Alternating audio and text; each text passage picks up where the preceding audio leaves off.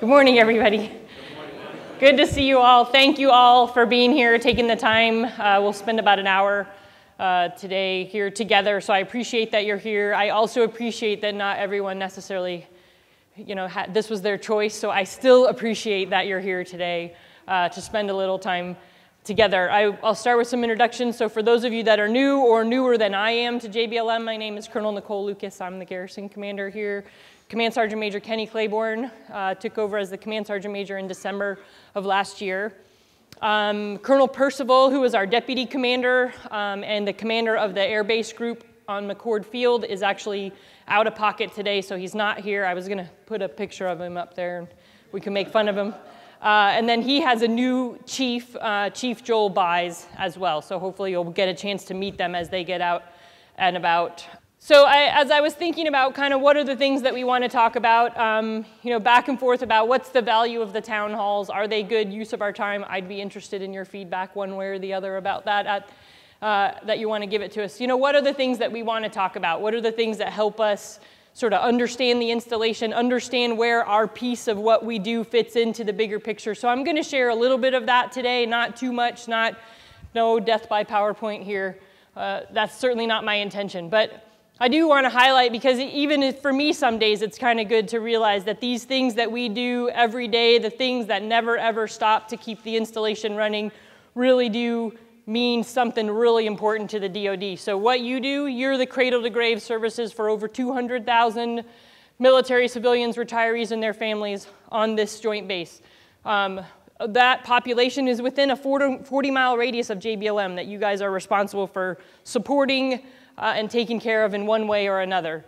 We are the largest operational joint base and especially important on the West Coast, and we're tucked right into this huge urban area, which you guys probably know even more than I do, how much we are encroached and how much we interact with the community that surrounds us. We contribute over $11 billion to the economic, to an economic impact to this region annually. So when $11 billion, when you think about that. Coming out to the Pacific Northwest, you sort of get this impression that like King County really is king and it's all about the Navy in Seattle. I think we're giving them a pretty good run for their money right down here in the South Sound. I like some of these stats just to put it in perspective. So 56,000 drivers come in and out of JBLM every single day. That's pretty amazing, and we all know what that feels like, right, when you're trying to come in the morning and leave at night. But just the volume of people transiting in and out of the installation, pretty incredible. The presence of Madigan here is another thing that makes us so special for the region and also for the DoD, not just for the service members that are stationed here and deploy out of here, but as they return from those deployments. So really a powerful capability that's even expanding even more. The 62nd Airlift Wing, so the Army's mission partner here on Joint Base Lewis McChord, provides almost 35% of the DoD's global airlift. It flies right here out of McChord Field. They are the biggest concentration of C-17s anywhere in the world, and they do a large part of that mission for Transcom right from here. So very impressive and really important that we have all those parts and pieces together that allow them to do that mission every day. The Army units and the SOF units across the board here, so all those aviation units are really critical and provide a capability that is absolutely critical for our deployed forces. The SOCOM units really are considered at the National Command Authority level how important they are, and we have a large population of those here on JBLM. The Stryker brigades really, that capability here and their ability to train here and be able to go wherever the DoD needs them to go from here is really, really important. 17 Fires, the EMIB, all these special capabilities, all the logistics in the 593rd, the medical, all that comes together to really make up what JBLM is so special. And so part of that is not just, when we think about what JBLM is, it's not necessarily just what JBLM is about today. I mean, for us, most days it's about what do I need to do today and what's on the schedule for tomorrow and what do we need to do to keep units successful. But it really is what about JBLM in the future as well, and I'll talk a little bit about that. But for us, when we figure out kind of what do we need to do as an installation, what is our strategy to make sure that we're running it appropriately, and what are those things that we need to take into account? So we spend a lot of time sort of taking a look at, wow, that was really off. So, what is the Army and the Air Force strategy? For us, we can't ignore what the IMCOM commanding general says, because those priorities are the ones that drive our resources. They drive our people. They drive a lot of the way we're able to spend our time in support of installation services. So we've kind of merged those together. Then the hard part, we pull in what does the Army Senior Commander here and the Air Force Senior Commander here consider their priorities? Can we nest with those? Are there places where we're not going to be in line with that, and kind of working through that process that keeps the local commanders and the units here able to do the missions that they have, but also still tied back to these high level. And then that boils down to really this is us. What are these things that what are the things we're missing? What are the things that are absolutely critical? What are the things that we can afford not to do? Because that's part of our challenge. So for me, then it boils down to really this vision. So, oops, that was the wrong button.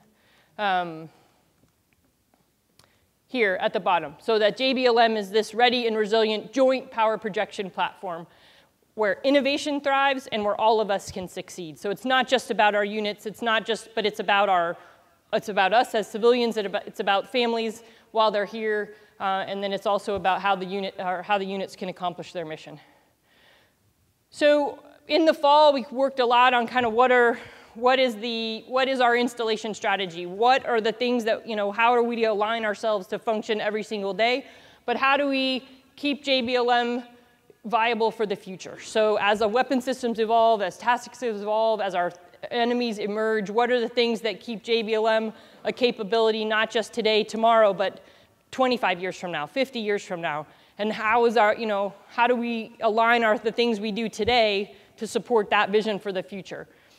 So this slide, lists what our mission is, which is what we do, which is providing those essential services to support our units, and then take care of all the families and the communities that's here.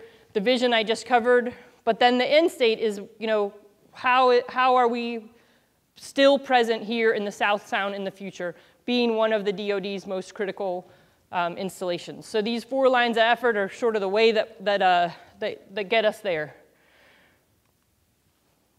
So I wanted to share these with you, just so you kind of have some perspective about what are those things that are the priorities. So first and foremost is that service to service members, families, civilians, and that the way that we deliver all of those support to those folks. But also, we're on a joint base. 12 of those joint bases, Army runs 2 of them. This one is obviously the largest one that the Army runs. And are we doing those things that make joint basing thrive? If you've paid attention to the news or seen any of the kind of commentary that's come out, especially from the IMCOM commander, there is discussion about joint basing right now. And sort of the questions about whether it is delivering the benefits that were originally expected or anticipated.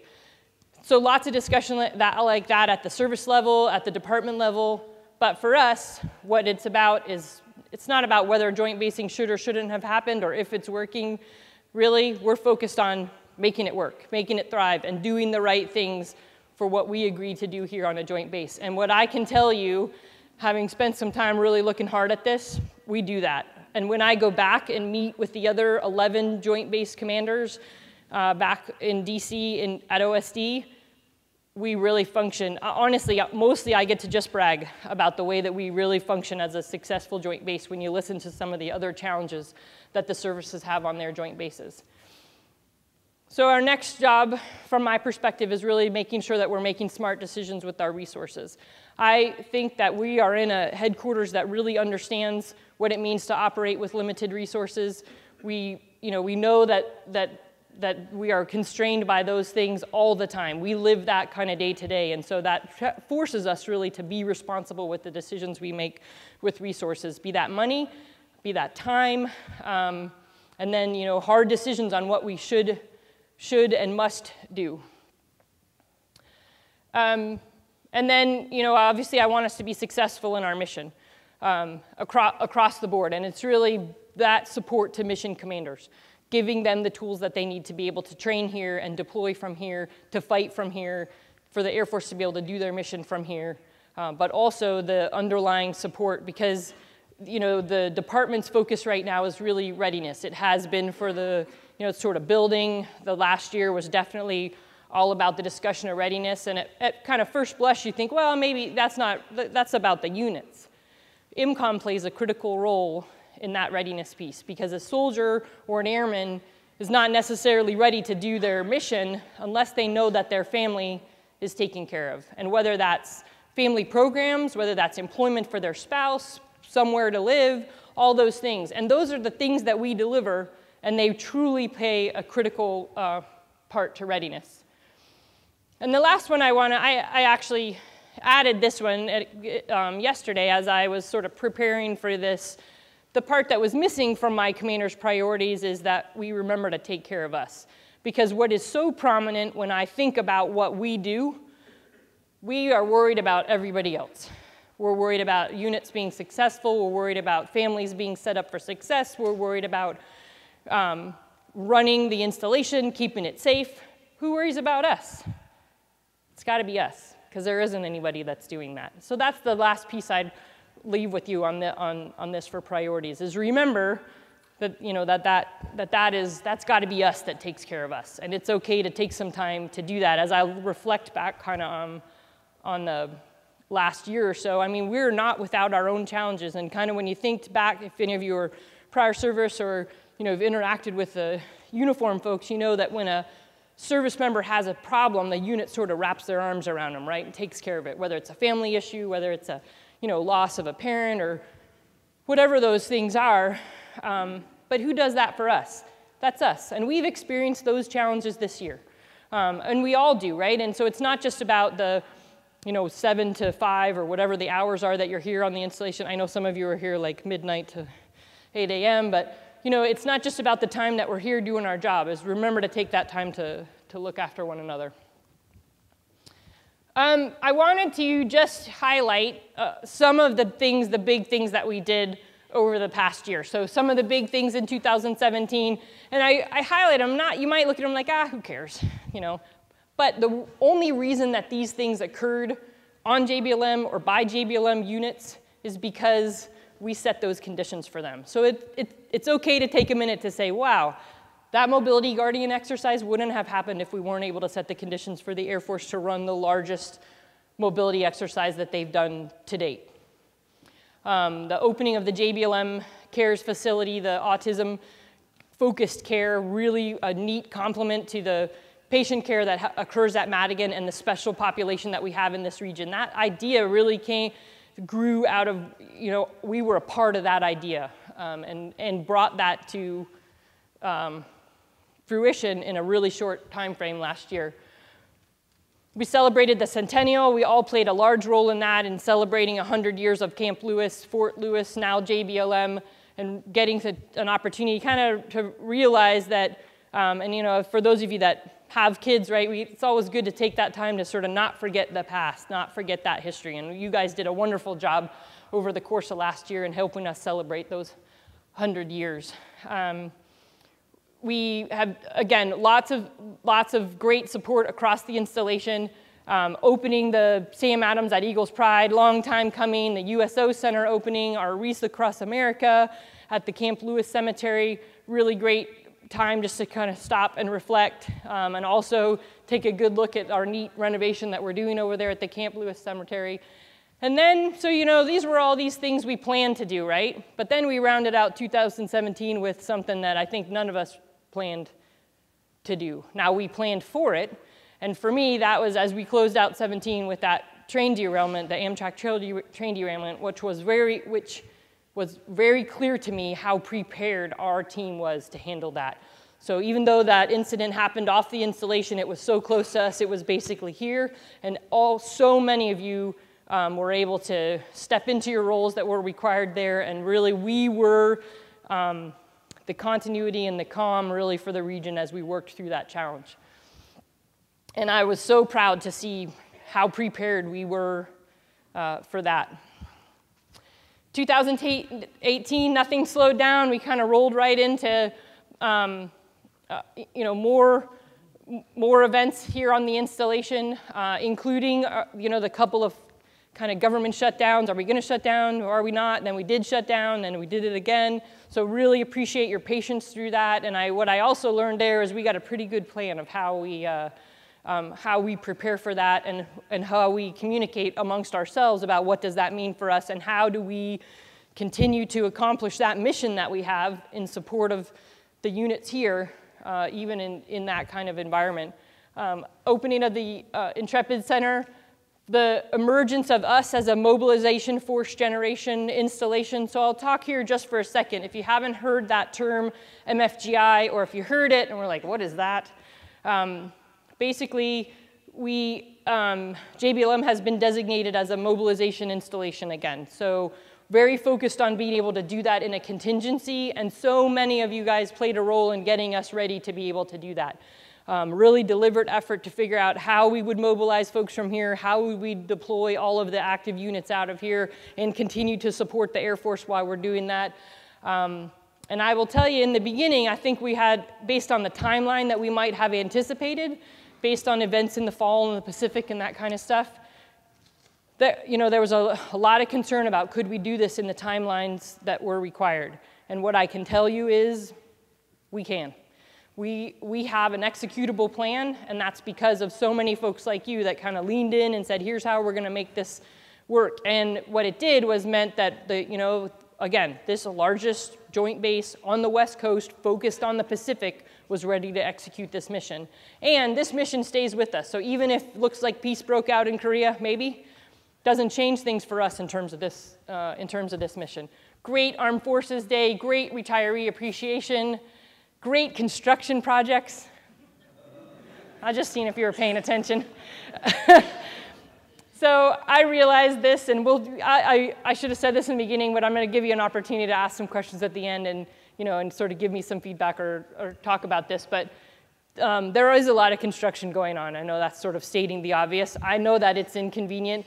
And then it's funny sometimes, and I don't know if this happens to you guys too, when someone's like, hey, who does that construction? We're like, well, that's us. That's me. And it's sort of the same for you, right? We're all IMCOM here. We're all same team. And but what we're doing is really getting after the construction, obviously, when the weather's good. Those of you that have been here for a while know what that's about. You try to get as much as you can done while the sun is shining. So that's part of what we're doing. The other thing we're doing is really focusing our efforts prior to two things. One is the start of the I-5 expansion, which will kind of start here in earnest in the fall. And we'll start to see the impacts of that on the installation. But also, we have a large project on the McCord Field runway next summer. So it's really driving us to get as much construction that we can get done this year. I promise it's going to be better when it's done, and I realize that it is inconvenient. Working through this reorganization of what was the LRC. So the LRC is changed in name and sort of structure to the AFSBN JBLM. So we're kind of working our way through this. What does this mean in the way that we provide installation support and the way we synchronize installation support? And I would argue that some of you all will know if something's going awry before I do. So what I would say, if you're in, either in the ABG or in some of our directorates that work closely with the LRC, if you start to see that something's not right because of this reorg, you got to come up on the net. Come up on the net to your supervisor. If you're a supervisor and you know what's happening, let us know, because we're sort of building this plane in flight on this, and what we can't do is we cannot afford to fail in the mission that we do with the formerly LRC, now AFSBN. We did stop publishing the Northwest Guardian, so for those of you that have been here on the installation for a long time, 30 years we published that paper. Tough decision to say that it wasn't really, we couldn't afford to spend the money on something that nobody picks up anymore, because nobody picks up the paper anymore, right? They're looking on their phones. And so what I promise, what our commitment to you is, and the PAO team will champion it, is we will still tell our story. We will still tell the news, and we're going to do that digitally. So So you'll still have access to all that. You can still send the link to your mom when there's a newspaper article about you guys, maybe. But that was a hard transition, right? Because it's been such a kind of rock here for the installation. And then lastly, I don't know if it should be listed here as one of the highlights. It's also on the issue chart at the end. So we'll talk about Solo Point. Did make a tough decision to close the recreational use that's been happening there due to a lot of reasons. One, kind of in the spring, we had a series of events. A guy hit by a train down there. 2 civilians, one of them shot another person's dog, like point blank right there. So there's a lot of illegal activity, drugs out there, really caused us to make a tough decision. But I also realized that this is an unpleasant one. I think there's many people that enjoy being able to have that access to Solo Point. So here's where we're headed in the next 18 months. And this isn't everything. I tried to sort of pick some things that some of you might be like, oh yeah, I know about that, or that's me. I might have something to do with that. So a lot of neat things coming. The main gate construction is going to finish on 1 October. I promise, right, Steve? Oh no, we don't. We never promise completion date. But what I can tell you about that is they're working 6 days a week, long days on that, really aggressive contract to be able to have that done before the weather changes and really get that open as soon as we can. I-5 corridor improvements, those will start to happen in the, up farther north on I-5 where we'll start to see the impacts here on JBLM. We're going to finish the Sela airstrip, great project out at the Yakima Training Center, is really going to expand our capability to train not just Army, but also Air Force, so really great project. And for all of you that had little touch points on that from here at JBLM, I really appreciate that. We're going to open a Texas Roadhouse. Very exciting, starting a AFES PX expansion, and the PX expansion is in the, like in that food court area, so we really all benefit from that. But what it is going to be is pretty inconvenient for the time period that it goes on. So kind of those plastic tunnels that sort of let you access vendors, and we'll sort of live that here. But when it's done, great new facility, lots of better food choices, kind of healthy food choices is AFES promise to us, so looking forward to that. More, I mentioned the McCord Field runway project, and then the only other thing I'll mention here that I haven't said already is we do have a decision from the Army that we will receive one of the SFABs here at JBLM. So if you've heard that term, SFAB, Security Force Assistance Brigade, these are a priority to the Chief of Staff of the Army, General Milley, lots of discussion about where they would go. So for us, he made the decision to put SFAB 5 here at Joint Base Lewis McChord, and they will start to arrive in June of next year. So that's not that far away in terms of bringing another brigade onto the installation. So lots of work we'll do there in terms of where will we house them, where will we train them, what equipment do they have, what do they need to do to train. And so there's a potential there that's going to touch kind of most of us in one way or another as we bring that brigade here to the installation. But again, like I said, really a big priority for the Chief of Staff of the Army, and he made the choice to put it here at JBLM where so many other things complement the success of this unit. I also want to I put this here so I don't forget. I'm going to say 2 things here. One is this is your invitation to Freedom Fest. Please come. 3rd and 4th of July leads up to this huge, really neat salute to the Union, and then best fireworks display in the South Sound, I'm told. So please come and join us for this. Bring your family, bring your kids, grandkids. Would love to see you all out there. I know if you don't want to come on to JBLM when you're not working, please make the exception for this. And for those of you that are working for Freedom Fest, I'll say thank you. I'm getting a greater appreciation for how much effort goes in to making one of these big events go, and realize that most of those folks that make it happen are us. So thank you for those that have been working on it. Just a quick little workforce update, and then we're going to do some recognition. So we'll take a little break, and then we'll cover a couple more things and call it quick here. So just to mention on workforce development, so we've made a change for the workforce development position. It was in the PIO section under Mark Brown. We've moved that position over under Ms. Grady's directorate.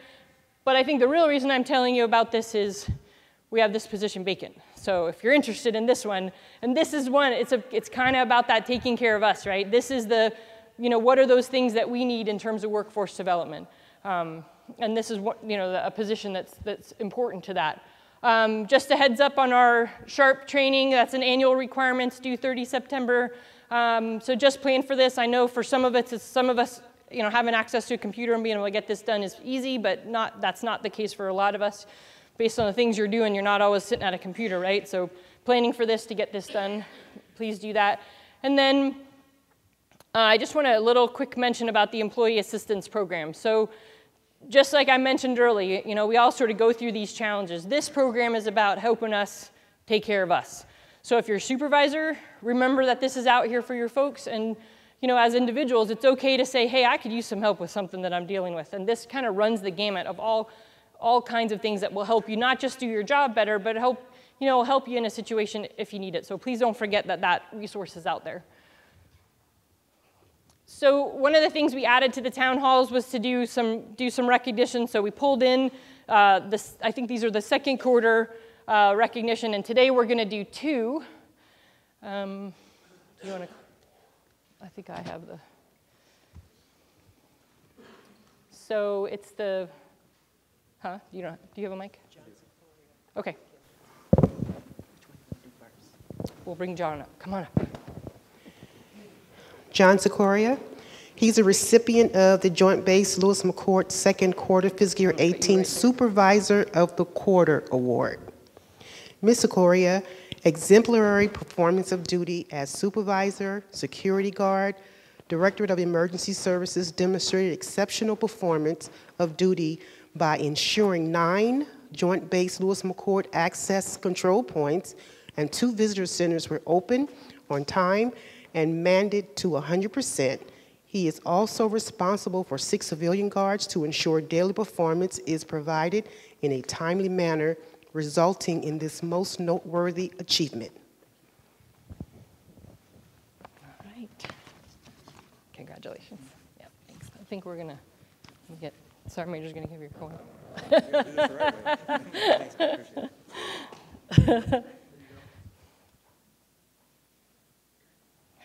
Thanks. Thank you, John. Kimba Sweet. Recipient of the Joint Base Lewis McCourt Second Quarter Fiscal Year 18 Interactive Customer Evaluation Excellence Award Program. Ms. Kimby is the exemplary performance of duty displayed as Human Resource Assistant for the ID Card Facility, Directorate of Personnel and Family Readiness. Ms. Sweet's tireless dedication and commitment to excellent customer service resulting in this most noteworthy achievement. All right, congratulations. Yeah. Sergeant Major's got your phone. Thank you so much.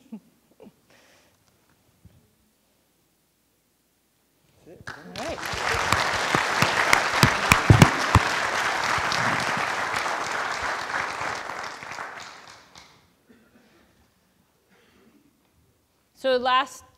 And these are the rest of our awardees for the quarter. We're sort of doing a few at each one of the town halls, so I get to recognize somebody. My other thing I'd say is these awards are about us, right? The folks that we brought up today are, they sort of represent all of you.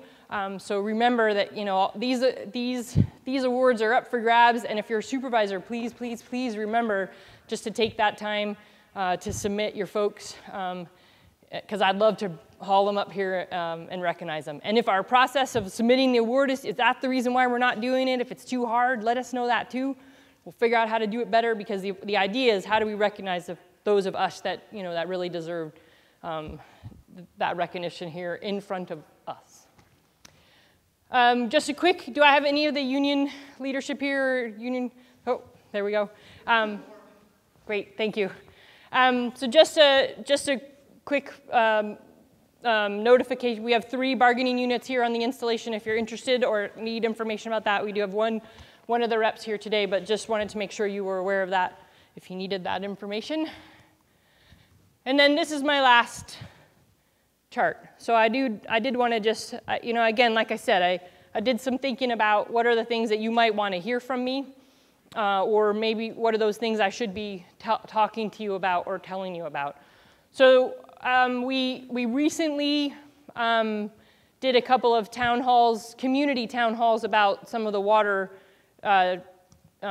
challenges that we have on the installation. And in the process of doing that, I realized we were doing all this messaging to the community, to the families, to housing.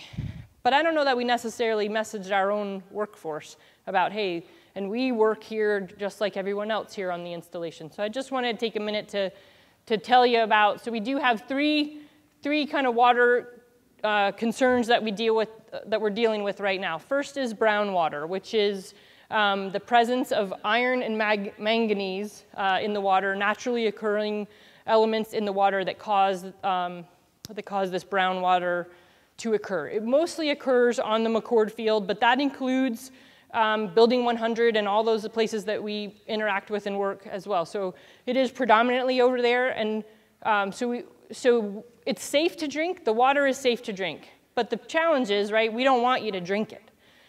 Just because it's safe to drink doesn't mean you want to drink water that's brown and smells funny, right? You don't want to wash your clothes in that. You don't want to give your kid a bath in that, right? So we have some procedures in place to what you do when you experience brown water. Flush with cold water, 10 to 15 minutes of running that water usually gets rid of the brown water. And then the other thing we want you to do if you experience brown water is call DPW so we can document where that's occurring. And that's really kind of what we're focused on in where the brown water is occurring. So if you work on McCord Field in particular, please listen to this part, because it's not just here's what you do to fix your brown water, but please report the brown water so that we can start to really identify where it's occurring and the regularity that it occurs. The next challenge that we have in it, there's been kind of department level dialogue recently about this PFOS and PFOA, these chemicals. These are man-made chemicals. These are actually hazardous in the water, and so it is an important issue. The good news about JBLM is about more than a year ago, when the EPA had made some changes to the standard of this chemical in the water, at that point we immediately identified places where we had this, and we cut off our access to those wells where we're experiencing this. So we do not have this in our water that's available for drinking and showering and using on the installation. A little bit of the backstory on this. This chemical is found in all kinds of things that we all have. So it rains a lot here, right? We all have those waterproof rain jackets. It's a water repellent. So it's in our rain jackets, it's in food wrappers, it's in those Chinese food cartons, you know, those little boxes.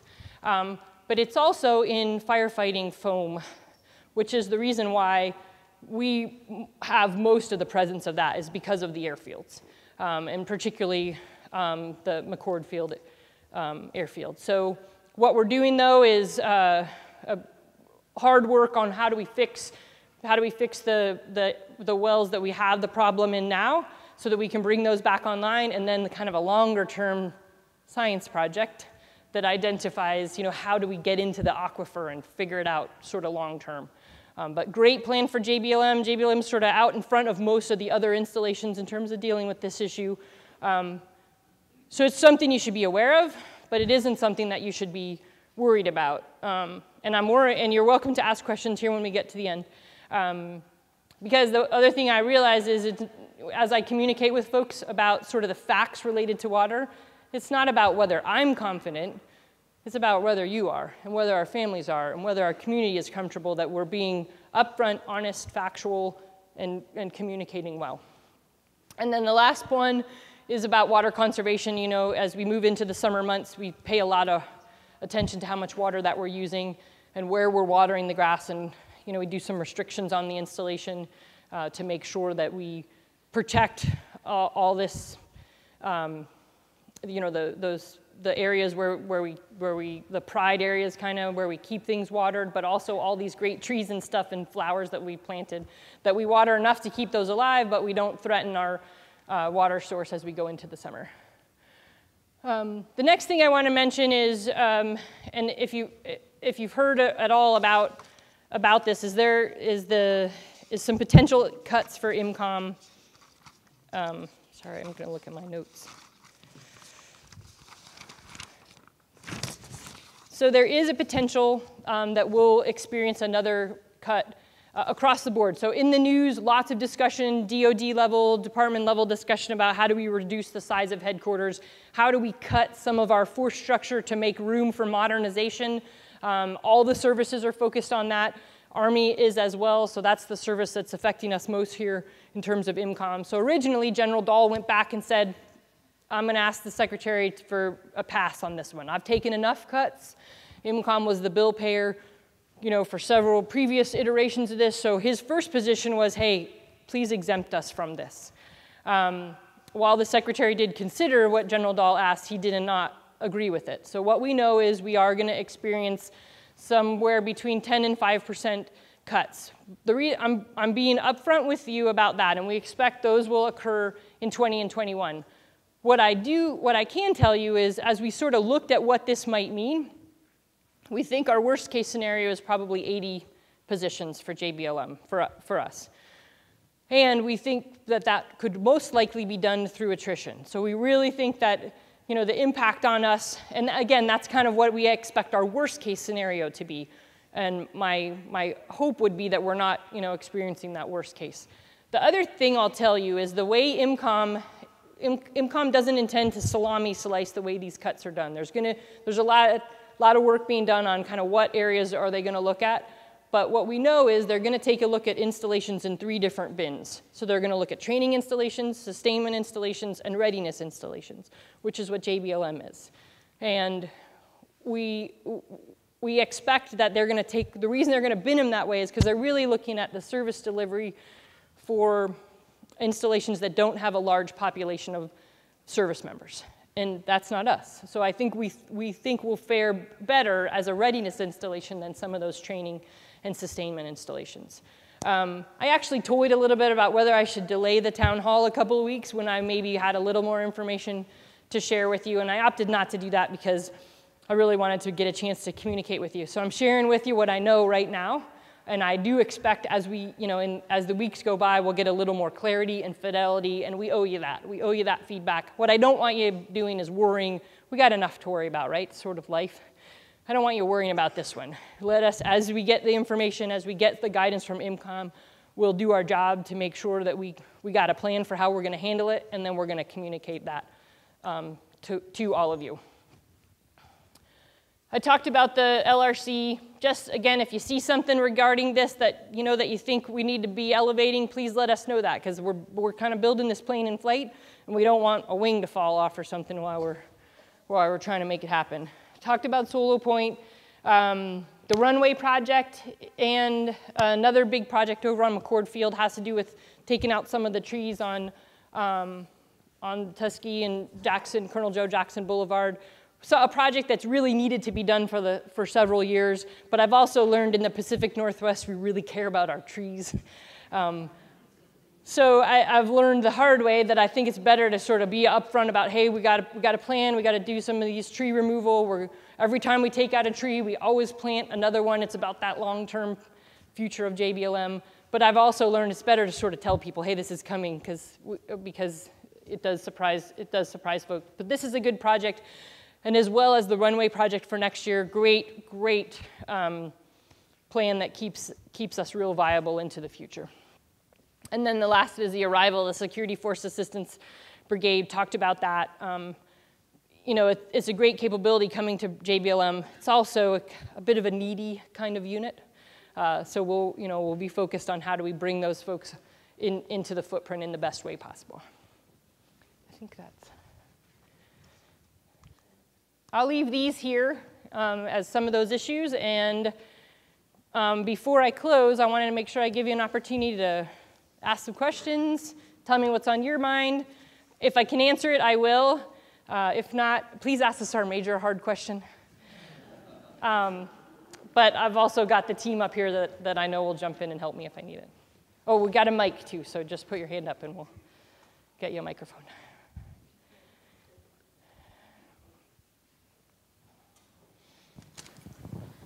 All right, so my question or concern is redoing the parking lot at Waller Hall. I noticed in the new part of the parking lot that there seemed to be quite less parking spots that were there before, and I'm sure they're going to do that with the rest of the parking lot. And my concern is there a plan in place to replace those missing parking spots? Because it's already hard enough trying to find parking at Waller Hall. Do you want to help me with that one? Thanks, Steve. Anybody? Anytime, there's a law out there that anytime that we disturb more than 5,000 square feet of ground, we're required to do stormwater mitigation. So if you look at that, a lot of the spaces were taken away because there's trees and there's swells in there because you got to have runoff for the water. We're required to do that. We're going to lose probably about 10% of the parking spaces, and the answer is no, there's just not enough land anywhere else to put other parking spaces. So that's the bad news. Thanks. Thank you for asking that because it's funny. Sergeant Major and I have talked about that before, but yeah, thanks for asking that. All right. No, I'm just kidding. Sometimes I get the sense I should just run. I'm just kidding. Seriously, if there's don't be shy.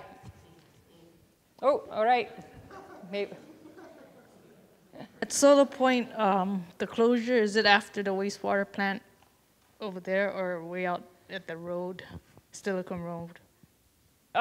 It's down, it's right down, there's a gate, like as you get almost, I don't know, half a mile to the actual water, there's an existing gate that's already there.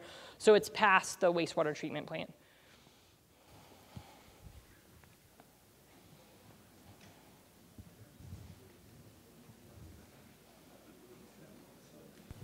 So this is just a curiosity. Was there reasoning behind having the Donza for the 4th of July on the 3rd rather than the 5th?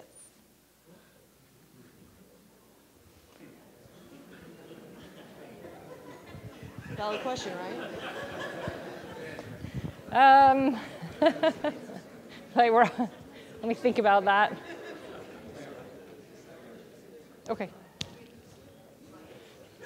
That decision was made by Lieutenant General Valesky because the 3rd was less disruptive to unit training plans when they originally looked at the ability to have training on the front end or on the back end of that and the availability of ranges and the maneuver training that's been scheduled for the Stryker brigades.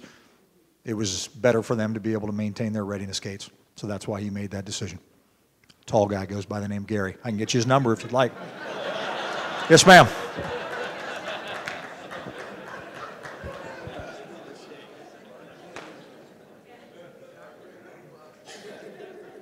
Okay, so I just wanted to go back to the original question that Sabrina asked, especially about the parking lot. I understand that, things are gone and, doesn't seem like there's an answer for that. So what is the answer? You just get here and try to find space wherever you can, like, across the street or, at the gym or wherever is it going to be? Or, are we going to have to use a van pool? Is there going to be like a certain parking spot? Because people will lose their spots. Like if you move right now, soldiers are actively hawking around in the parking lot area trying to find a space. And if you do kind of have a designated parking area, by the time you get back, it's gone.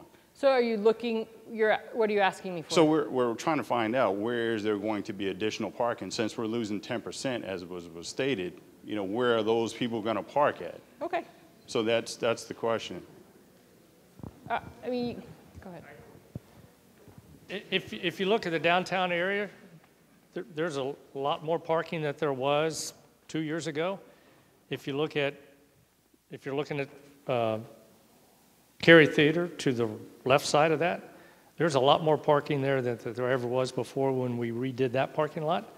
So, not to be rude, there's not a parking problem, there's a walking problem. I mean, there is more parking on the other side.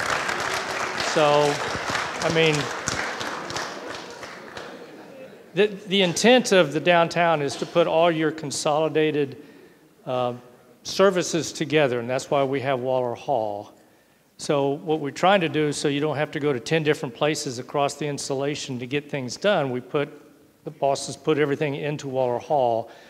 So there's an advantage of having Waller Hall and all the services there. And we apologize, but you're going to have to walk a little bit if there's not a parking spot there. But the overall number, if you look at McVeigh Gym, we're putting a lot more parking where the tennis courts, outside tennis courts used to be. We're putting more parking into that. So holistically in the downtown area, there's going to be more parking. It's just not going to be right there at Waller Hall. So you're going to have to walk a little bit if you can't park there. So. Yeah.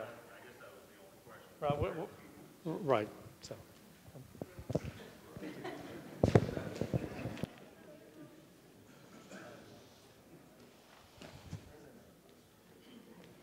I think we've got one here, and then we'll get to you.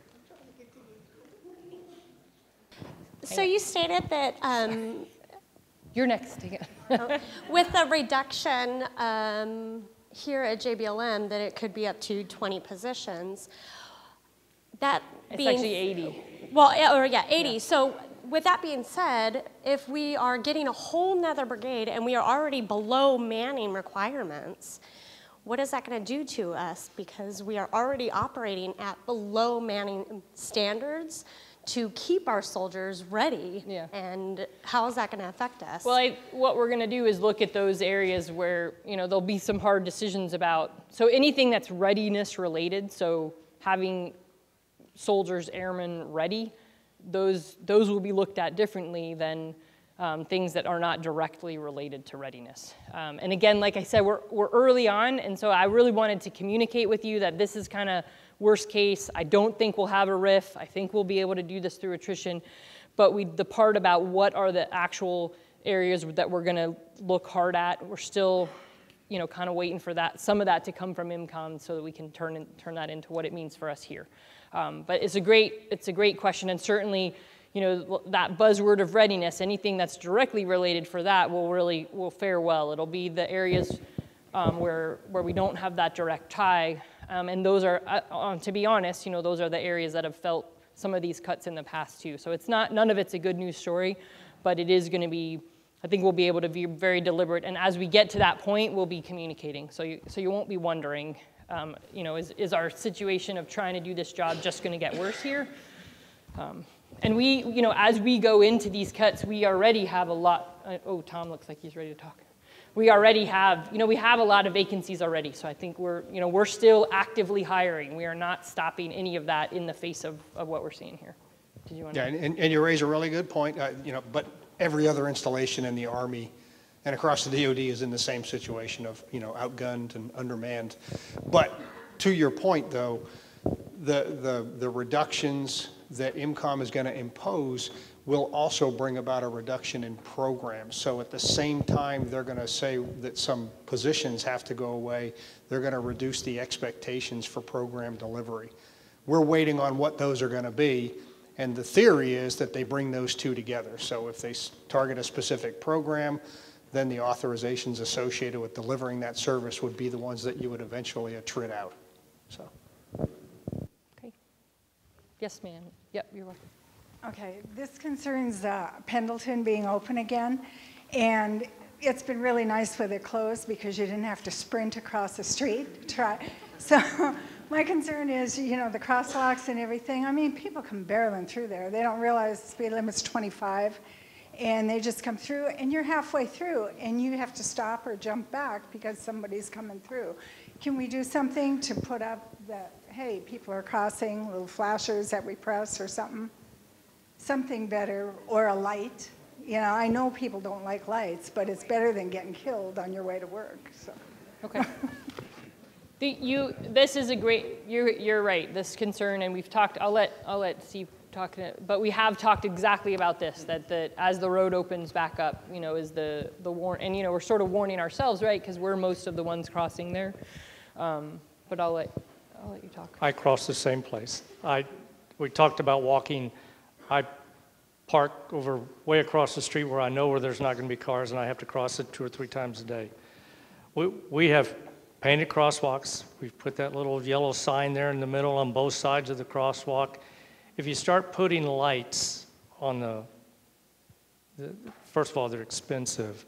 But if you start putting lights where they flash all the time, then drivers become trained that anywhere there's not lights, they're going to ignore and people get run over. So you put lights where you really, really need them. So I agree. We need to be very, very careful, specifically people that cross the roads, but we also drive. So we need to be very cautious. When you see a crosswalk, you need to look. And sometimes it is hard, especially in the morning in the wintertime if it's raining, to see someone standing right there even if you're looking for it. So we both have to be careful, drivers and walkers. But it's just not recommended to put flashing lights because, again, people, if there's not a flashing light, people will ignore crosswalks everywhere else. So it's just, we just got to train people to be more careful. And we'll work on. It's not a good answer. But. I think we're close here on the completion of Pendleton, either today, maybe tomorrow, maybe second at the latest. But we'll work on that messaging. So I don't know. There's Gary. So we'll use our normal means of messaging. I send an email every other week to the commanders on the installation. I'll add that to this week's note that goes out. So we'll take a look at making sure that we've got a reminder to everybody to pay attention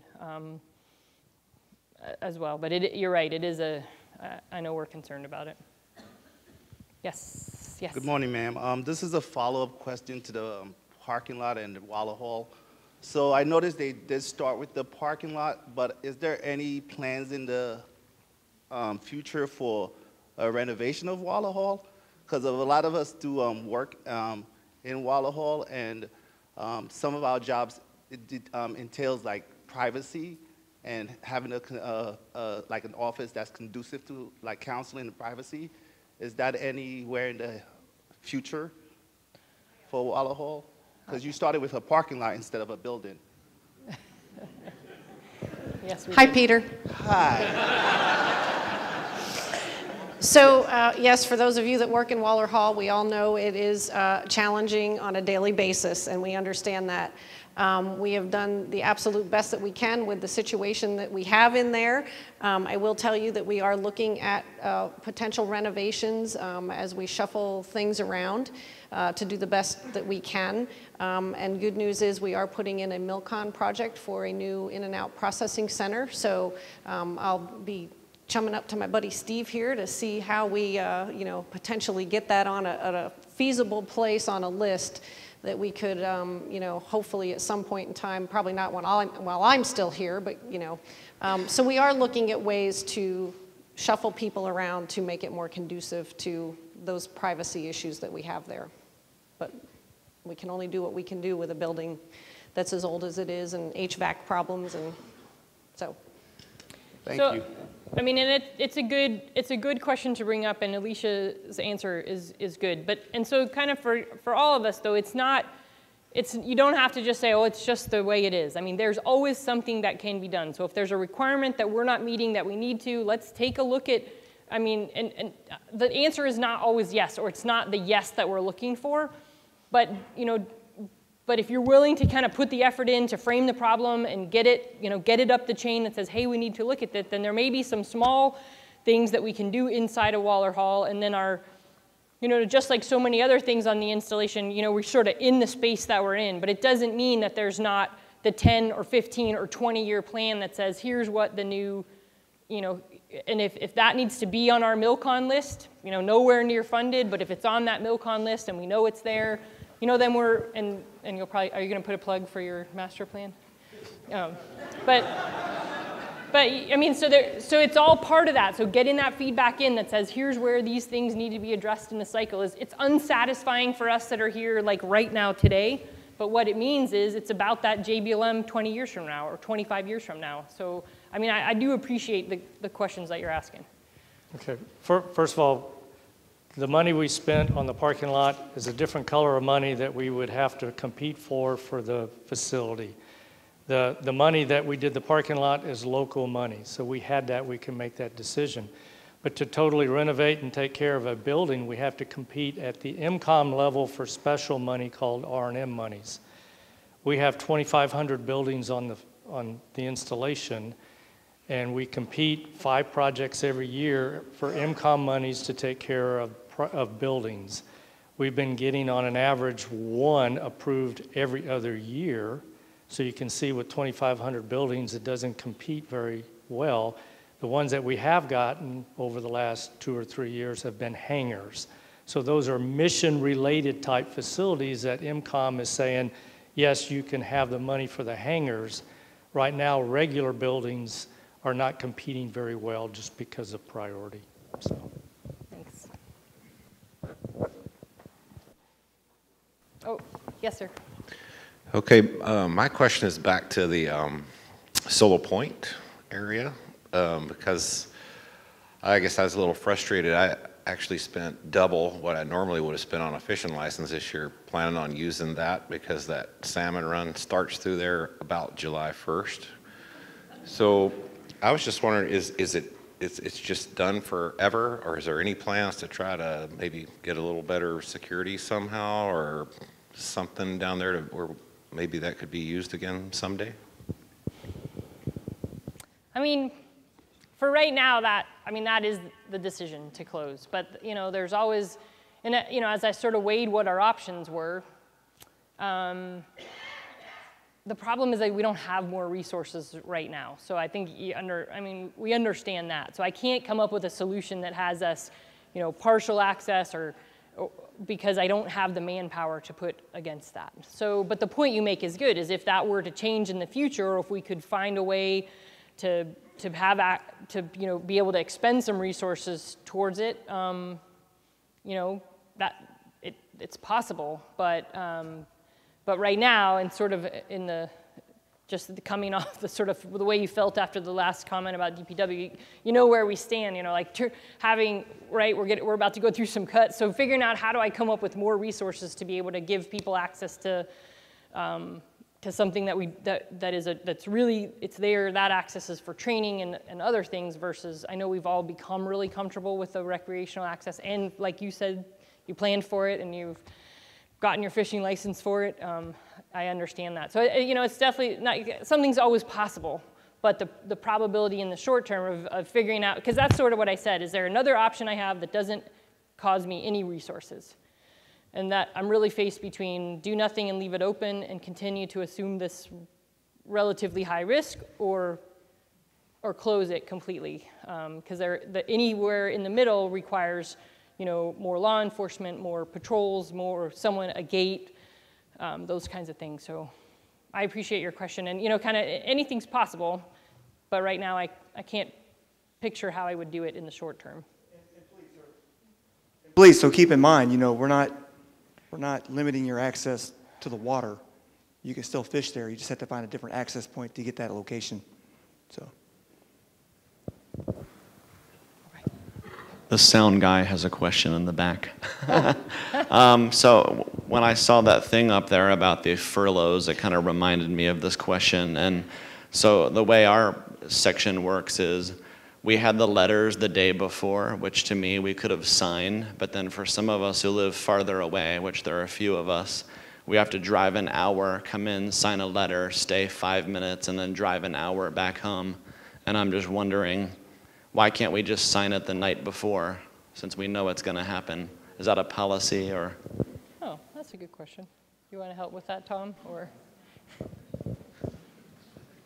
So it's not a given that we know that it's going to happen. We're actually, you know, we're under OPM and federal requirements to make notification to employees at the point we know a furlough has been declared, which doesn't happen.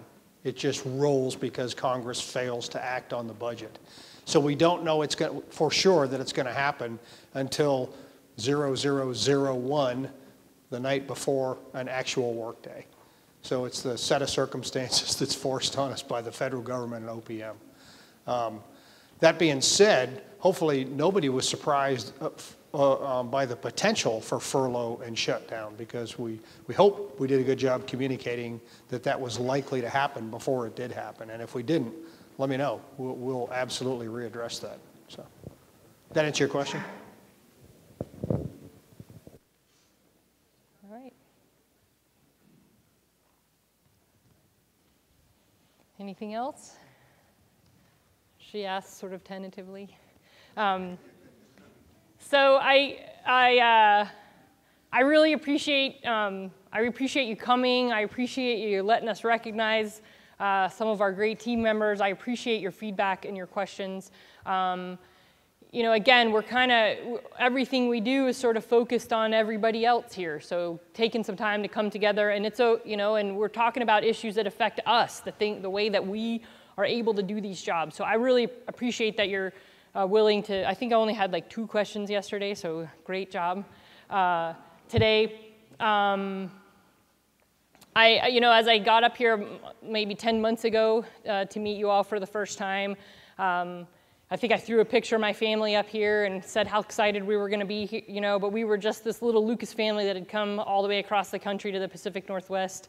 The boys are doing great. Everyone's grown like 6 inches. Gabe's about to pass me in height, so I'm not happy about that. I have a teenager now. But what I'll say is, we came out here just our family, but here we are almost a year into it, and I really, truly, consider all of you part of that family now. So we really appreciate the opportunity to be here and serve here with all of you. And, along the same lines of family, right? It's not every day is a good day. We don't always like each other every day. But at the end of the day, it's still us, right? And we're still getting the job done. So I'll close with this. What I've learned over the last 10 or 11 months is, for me, everything about this job is hard. You can see I just stood up here. I couldn't answer almost any of your questions. Kind of all aspects are hard. None of this stuff is easy. None of what we do is easy. And none of what we do in terms of doing that mission for that vision and that end state, it's all hard with the kind of environment we're in and the conditions that we have to deal with. But you keep doing it, and I'm really proud of all of you. And so what I can tell you is the one thing that's not hard for me is being able to stand up here and tell you how proud I am and how proud the Sergeant Major and I are of what you do and how you do it, and how professional you are, even on those days when it doesn't, where you're like halfway through the day in the ID card section, right? You don't want to be nice to anybody at that point, right? But you do, and so that's kind of my closing thought is just, hey, this is the part that's not hard, is just seeing what you do and being proud of what you do, and how much I respect each of you for staying with the team and the family. So thanks.